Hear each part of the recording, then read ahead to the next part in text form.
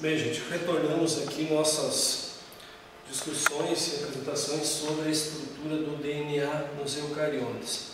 Lembrando então que nós havíamos falado na aula anterior de que o DNA nos procariontes, com a própria cromatina ela está colocada em forma circular, o que forma um cromossomo, caso circular. No caso dessa situação, a gente percebe que por ser circular fechado não tem pontas. Já nos eucariontes, os cromossomos estão dispostos aos pares e são lineares. Isso quer dizer o quê? Que eles têm pontas, obviamente, extremidades. E o risco é justamente qualquer outro material genético estranho se fixar nas extremidades. E com isso comprometer o material genético. Veremos, portanto, lá mais adiante, em mutações, aula seguinte, portanto, que quando isso acontece, nós temos um material genético defeituoso e, consequentemente, chamadas síndromes que podem se manifestar em função desse material genético defeituoso.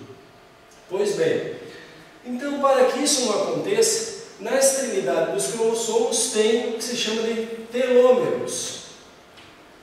Telômeros, portanto, são um material genético inerte, é um DNA, uma cromatina, e que essa DNA não transcreve material nenhum, não transcreve nenhuma proteína, não tem informação.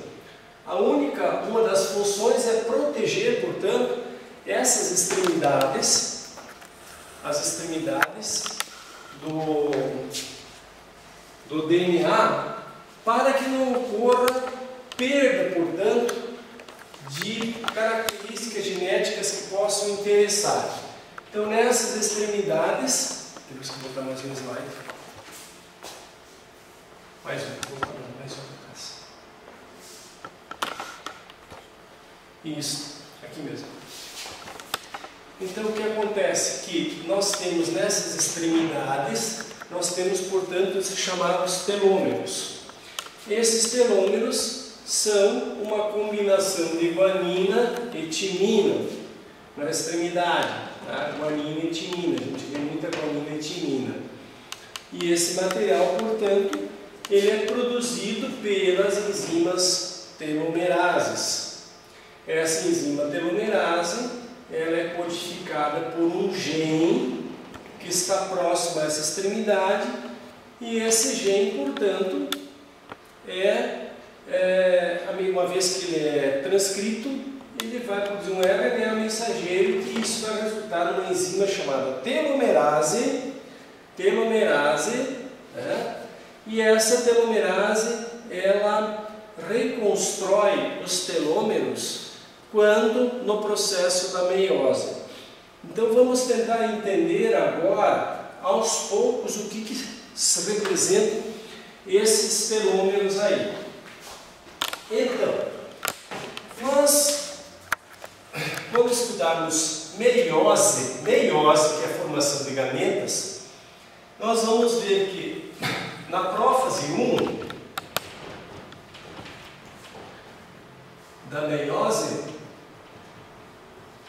na prófase 1 da meiose, em que nós vamos ter uma alteração do material genético aqui que vem da intérfase, com a condensação da cromatina e várias outras alterações. Uma característica importante que acontece nesse estágio aqui, certo? Olharmos aqui um par de cromossomos, par número 1, por exemplo. E aqui nas extremidades nós temos aqui os telômeros. Na prófase 1 da meiose 1, ocorre o que? A perda desses telômeros, eles são removidos. Para que possa ocorrer nessa etapa o chamado crossing over.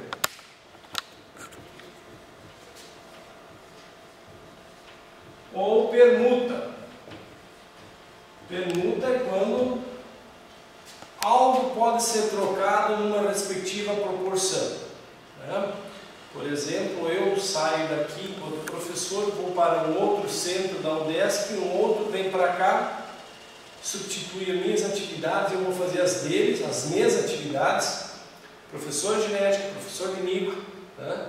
Trabalhando os mesmos conteúdos, recebendo o mesmo salário. Isso é uma permuta.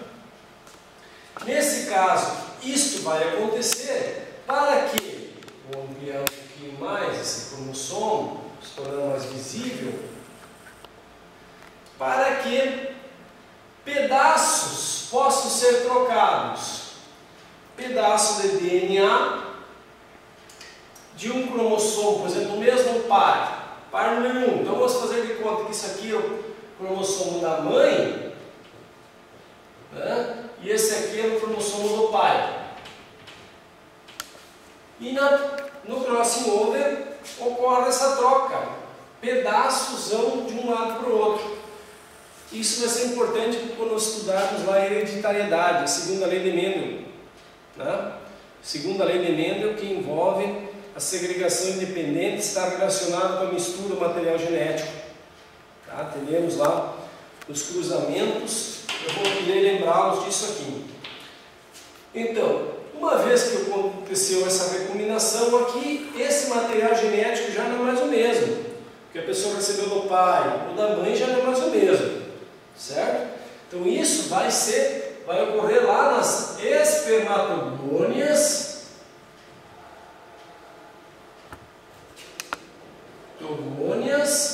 e ovogônias.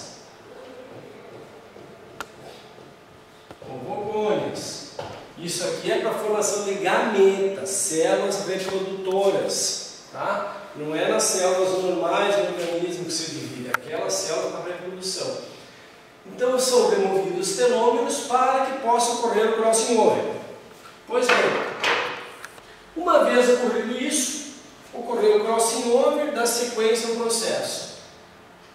Estágio, antes da conclusão de toda a telófase, o que nós temos? O gene aqui, responsável pela telomerase, o gene aqui, né, é codificado, produz aquela enzima chamada telomerase, e essa telomerase reconstitui aqui os telômeros, reconstitui eles no tamanho que eles eram originalmente, tá? Reconstitui. E esse gene aqui passa a ser inativado para o resto da vida da pessoa. Nunca mais esse gene responsável pela telomerase será reativado, tá? É só naquele momento. Passado esse circuito, quando as células, os gametas fecundam um outro, forma a célula ovo-zigoto, né? E as células lá, à medida que vai formar um embrião, um indivíduo, vão crescendo e se multiplicando, esses telômeros, a cada divisão celular que acontece, esses telômeros vão encolhendo, vão encurtando, a cada divisão celular. E isso chega até a idade adulta, e quando a pessoa começa a chegar à idade idosa, tá? Que nós vamos entrar em envelhecimento. O envelhecimento quer dizer que não tem mais telômeros, ou reduz. Na prática, o que é envelhecimento? Envelhecimento é a incapacidade ou a dificuldade que um organismo tem em repor suas células. Isso é envelhecimento. Então, à medida que a pessoa vai envelhecendo, ela vai perdendo essa capacidade. Então, todo aquele processo que a pessoa nos parece que vai reduzindo de tamanho, né? Ou ficando enrugada, ou vai perdendo aquela habilidade, a capacidade de aptidão física, sistema imunológico falhar, que é o que nós temos agora com o próprio coronavírus, o Covid-19, que com a idade avançada as pessoas não conseguem ativar seu sistema imune, porque o sistema imune está falhando, né? Não tem mais células que se reproduzem com a mesma intensidade que organismos jovens. Então, o que acontece? À medida que o organismo vai envelhecendo, os telômeros vão encurtando. Quando os telômeros desaparecem, o que acontece dentro das células? Nós temos outros cromossomos. Os cromossomos aqui se fixam um no outro. Se fixam um no outro e viram uma confusão generalizada, o que automaticamente não permite mais com que a célula se multiplique. Isso faz com que a célula venha a morrer. Todas as células idosas venham a morrer em função desse encurtamento dos telômeros. Isso não tem. Então o envelhecimento está relacionado a isso. E essa é a nossa idade biológica. Então os telômeros, eles marcam aqui a idade do ser vivo. São eles que condicionam. Então nós vamos ter, para cada família ou grupos étnicos diferentes, alguns conseguem ter uma sobrevida maior que outros, uns vivem 80, outros 100. A capacidade é o tamanho que os telômeros de cada grupo familiar tem. Tá? Só que esses telômeros podem ser influenciados por outros fatores, como estresse, medicamentos, drogas, fatores outros ambientais, que vão fazer com que os telômeros vão encurtando. Então o envelhecimento, que é um envelhecimento forçado, está condicionado a esse encurtamento dos telômeros. Atividades físicas excessivas que sobrepõem também ou acabam exigindo em excesso do organismo, também envelhece as células, né? A história dos radicais livres. Os radicais livres comprometem esse material aqui, comprometem os telômeros. Pois bem, então, isso está relacionado ao envelhecimento. Uma historinha que eu contar para vocês, que eu vi na ovelha Dolly, não sei se eu recordo, né? A ovelha Dolly. Foi uma experiência feita com clonagem. Tá? Você tentou clonar uma ovelha. Você pegou de uma ovelha com período de vida jovem, ou entrando em adulta, e você removeu o núcleo de uma célula glândula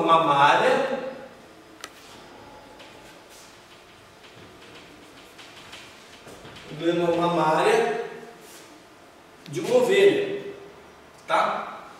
Então essa célula pegou esse núcleo de uma glândula mamária. Aqui dentro é 2 N's, é uma célula como qualquer outra. E você pegou ao mesmo tempo um óvulo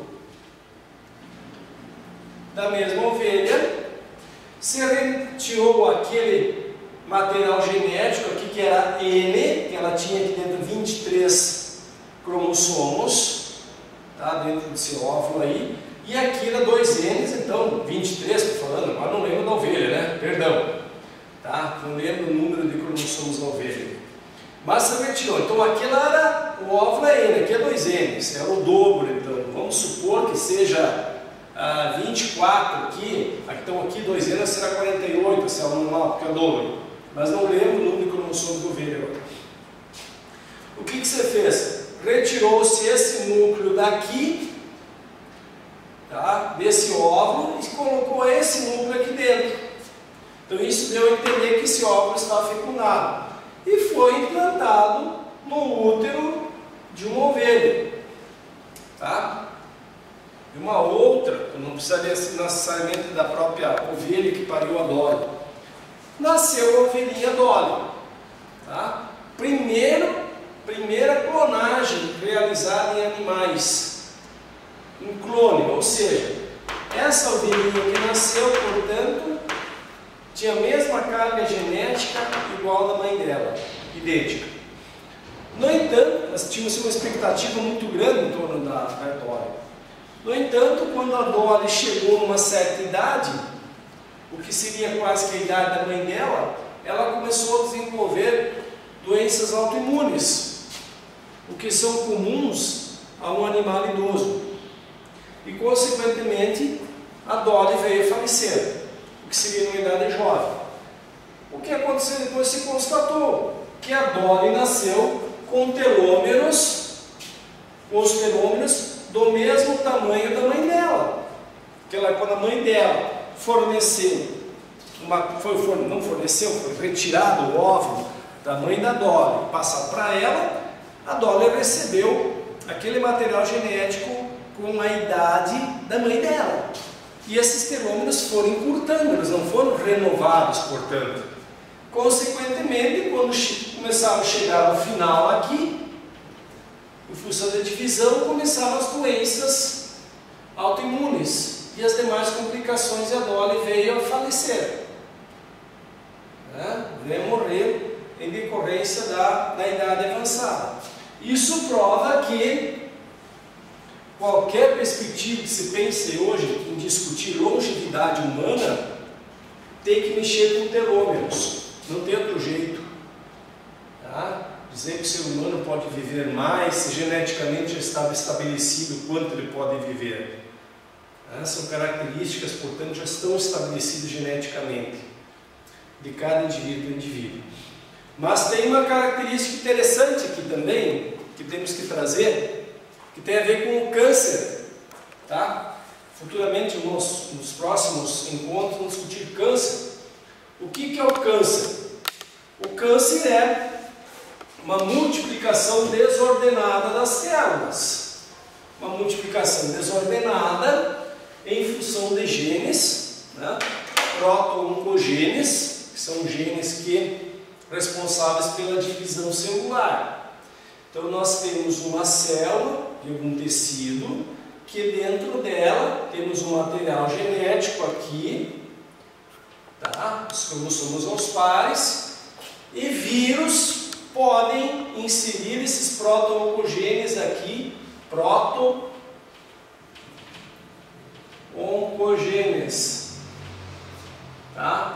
podem inserir esses proto-oncogenes e esses alterar, porque os proto-oncogenes são genes responsáveis pela divisão celular. Pela divisão celular. Então, às vezes, recebe mais do que deve. Então, já tem uma divisão celular, um padrão, recebe mais proto-oncogenes. Ou alterações nos proto-oncogenes que podem acontecer, é uma situação. Então, esse é um recurso. Mas tem uma situação mais complexa ainda, que numa determinada idade, uma célula passa a se dividir mais do que deve, e consequentemente pode acontecer que aqui nas extremidades também ocorram mutações no gene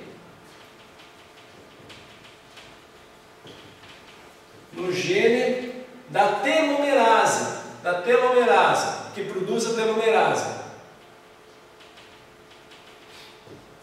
Vem acontecer mutações aqui, e essa mutação faz com que o gene da telomerase seja ligado novamente, fazendo com que os telômeros sejam repostos, reconstruídos em todas as células, um processo constante de reconstrução. Ou seja, a célula se divide e repõe os telômeros, e vai repondo o telômero. Isso torna uma célula cancerígena imortal, diferente das outras células. Geralmente as células cancerígenas, elas são destruídas pelo organismo, no processo de autofagia e outros mecanismos que existem. Mas quando você tem uma alteração do telomerase, torna-se um processo muito complexo. Então acredita-se que em torno de 70% dos cânceres, ou que tem a capacidade de metástase ou terminais, eles têm alteração da telomerase. Porque não há como, ou seja, essas células se tornam imortais. A imortalidade celular. Então essa é uma característica que eu quero que vocês não esqueçam, que diz respeito ao nosso conteúdo. Se eu perguntar qual a influência da telomerase em relação ao câncer, eu quero que vocês redigam isso. né, que eu comentei para vocês há pouquinho aí. Uma outra questão que eu quero trazer para vocês também, e que seria a provocação inicial, é sobre as plantas em enxertia. Aquelas plantas que estão, portanto, são compradas, adquiridas nos viveiros, né, em que a gente adquire aquela planta e, obviamente, que para produzir tem que plantá-la, né? E dentro de 2, 3 anos ela começa a produzir frutos. Diferente de uma semente que fôssemos plantar, uma semente, uma bergamoteira, por exemplo, né, levaria 7, 8 anos para produzir. Mas se nós plantarmos uma mudinha daquelas lá, em 3 anos está produzindo. O que acontece nesse caso? Na verdade, ó, o que você faz? Aqui nós temos uma planta, uma bergamoteira, tá? Essa é a minha bergamoteira. Essa bergamoteira já está produzindo. Tem aqui os galhos, portanto, né? Folhas, ramos, tudo mais. Tá? E essa bergamoteira já tem, digamos, 10 anos e produz. Se eu fosse pegar uma semente aqui, colocar uma semente no sol, eu levaria em torno de 7 anos, aproximadamente.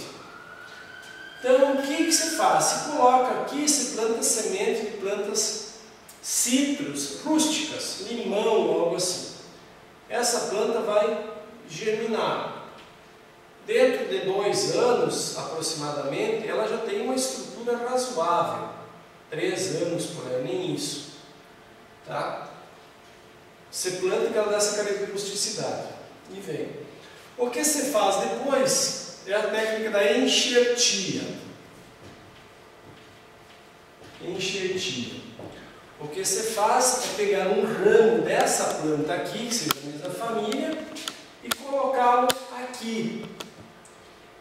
Essa planta automaticamente, esse ramo aqui tem o que se chama de pega, vai ter uma cicatrização, como é da mesma família, que vai crescer uma nova planta, com a mesma característica dessa aqui.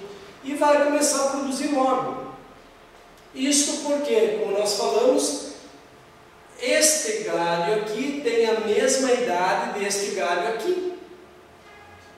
Tá? Então nós conseguimos reduzir em aproximadamente 4 anos a produção de uma planta dessas. Conseguimos reduzir o tempo através da enxertia, produzindo muitas outras plantas, fazendo clones da outra planta, mas com a idade daquela.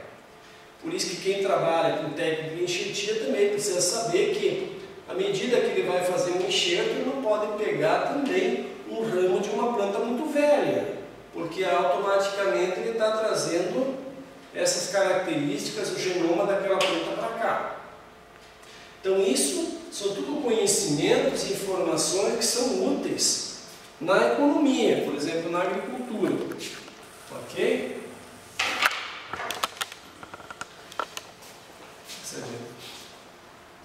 Então aí nós temos uma situação assim. Se nós olharmos o que nós falamos nos telômeros, nas extremidades, né?